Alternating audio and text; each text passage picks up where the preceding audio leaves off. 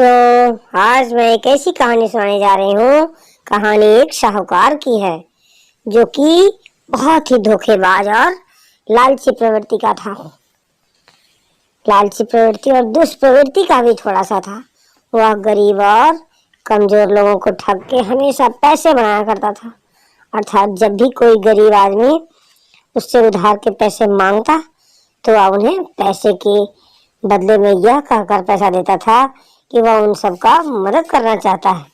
मदद करना उसका स्वभाव है, परंतु उसके बदले में वह उन गरीब लोगों से जिनके पास थोड़ी बहुत जमीन जायदाद या पशु होते, वह उनसे कोई नकली कागजात क्या करता कि बनवा के उनके दस्तखत यानी कि साइन या अंगूठे का निशान ले लेता।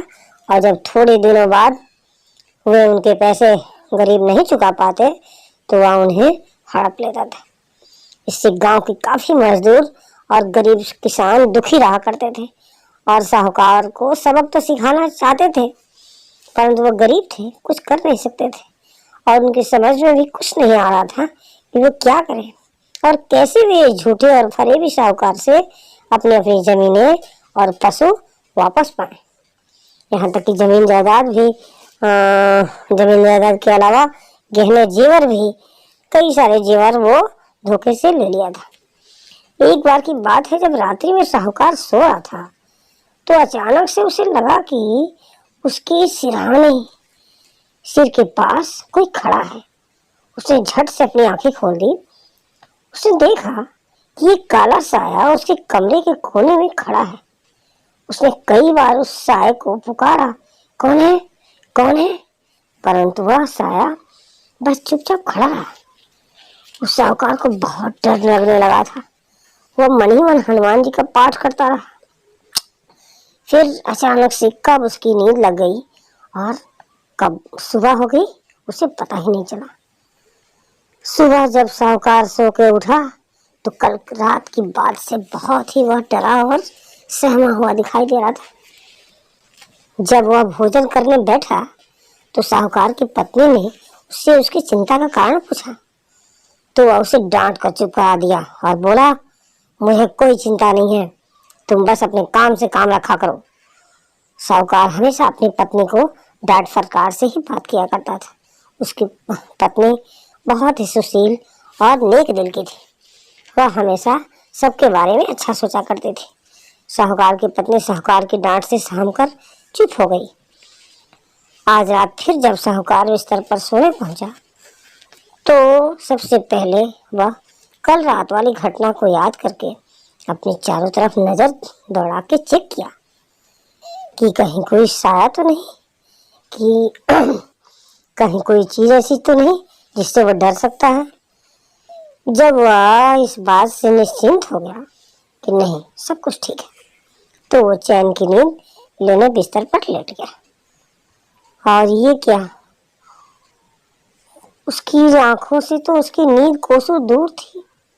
वह सो ही नहीं पा रहा था, वो चिंता में डूबा हुआ था और बगल में उसकी पत्नी घोड़े बेच के सो रही थी, ऐसा लगता था। उसके तेज तेज खर्राटे से साहूकार की नींद खराब हो रही थी, परंतु उसे तसल्ली इस बात की थी कि चलो जरूरत पड़ने पर वह अपनी पत्नी को जगा तो सकता है। तभी अचानक से दरवाजे पर किसी ने घंटी बजाई तो वह चौंक गया। सोचा कि कौन इतनी रात गए आ सकता है भाई।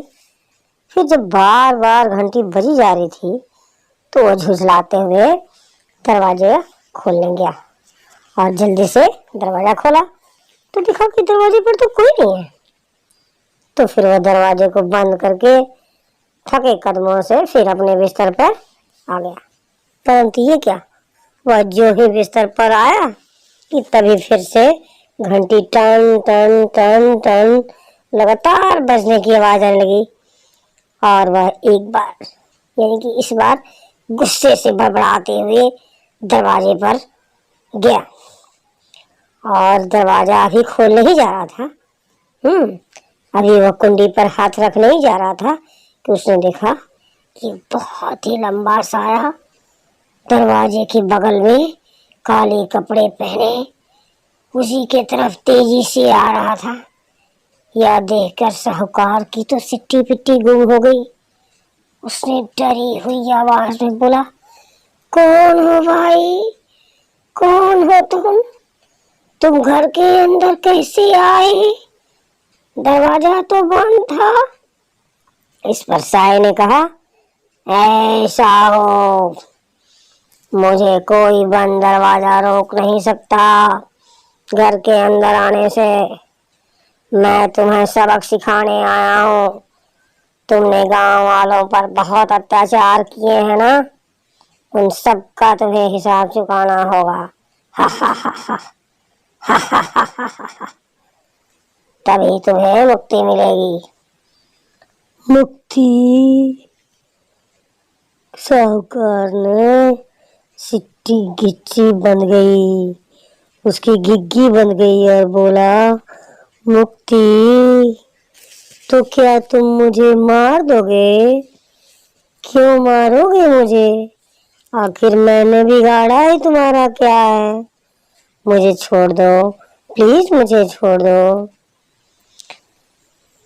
नहीं नहीं, तुम्हें ऐसे नहीं छोड़ा जाएगा। तो उस काले साये ने साहूकार से बोला, पहले तुम वादा करो कि तुम जितना भी गरीबों की जमीनें, पशुएं और जो भी उनके गहने जेवर उनसे झूठा दस्तखत या अंगूठा लगवा के हथियाए हो ना, वो सभी को वापस लौटाना होगा तुम्हें, तभी तुम्हें जिंदा छोड़ेंगे हम। उस डरावने साये की डरावनी आवाज से सहमा साहूकार, हाँ हाँ, सब लौटा दूंगा, सब कुछ लौटा दूंगा, सब कुछ वापस कर दूंगा। तुम जैसा कहोगे वो सब करूंगा। प्लीज बस मुझे छोड़ दो, प्लीज मुझे मत मारो, प्लीज मुझे छोड़ दो। ऐसा कहकर साहूकार गिड़गिड़ाने लगा। उस काले साये की तरफ देखी और आंखें बंद कर ली। फिर अचानक से तभी उस कमरे में थोड़ी देर के लिए अंधेरा छा जाता है। फिर जब उजाला होता है तो साहूकार देखता है कि वहां तो कोई भी साया नहीं है। फिर इस तरह से ये भी रात बीत जाती है। साहूकार को अब समझ में आ गया था कि वो जो भी काम कर रहा था वो सही नहीं था। फिर दूसरे दिन साहूकार ने सारे गांव वालों को बुलाकर जिनकी जिनकी जमीनें, पशुएं या फिर गहने जेवर जो भी लिए थे उसने, वह सब उन्हें लौटा देता है। ये देखकर गांव वाले उस साहूकार के बदले हुए रूप को देखकर काफी अचंभित होते हैं और फिर ये सोचते हैं कि ये चमत्कार हुआ तो हुआ कैसे। ये सब एक दूसरे से पूछते हैं, एक दूसरे के मुंह की तरफ देखते हैं, पर उन सारे गांव वालों में दो ऐसे चेहरे थे जिन्हें यह सब कुछ मालूम था। पता है वो चेहरा कौन था? वो चेहरा था साहूकार की पत्नी और उसका साला, यानी कि साहूकार की पत्नी का भाई। हुआ यूं कि जब एक दिन साहूकार की पत्नी का भाई अपनी बहन से मिलने आया था तो उसकी बहन ने बताया कि साहूकार ने इस गांव वालों की सारी जमीन, पशु, जेवर, सब कुछ उनसे धोखा देकर अपना लिया है, जो कि बहुत ही गलत काम है। मैं इसका विरोध कैसे करूं? मैं इसका विरोध करना तो चाहती हूँ, परंतु साहूकार हमेशा मुझसे डांट फटकार कर मुझे चुप करा देता है और कोई भी बात करता है तो मुझसे डांट फटकार के ही बात करता है, इसलिए मैं अकेले कुछ नहीं कर पा रही हूँ भैया। परंतु यदि तुम मेरा साथ दो तो मैं उन्हें ये गलत काम करने से रोक सकती हूँ। इस पर उसके भाई ने अपनी बहन का साथ दिया और उन दोनों ने मिलकर साहूकार को सबक सिखाया और इस तरह से दोनों की सूझबूझ से गांव वालों का भला हो गया और साहूकार भी सुधर गया। कहानी कैसी लगी बच्चों? उम्मीद है पसंद आई होगी। पसंद आई हो तो एक लाइक कर लीजिएगा और कोई भी चीज़ पूछना होगा आपको कि कहानी कैसी लगती है और कहानियाँ कैसी कैसी चाहिए तो उसके लिए हमें कमेंट में बताइएगा। चलिए आप अपना बहुत ख्याल रखिए। धन्यवाद।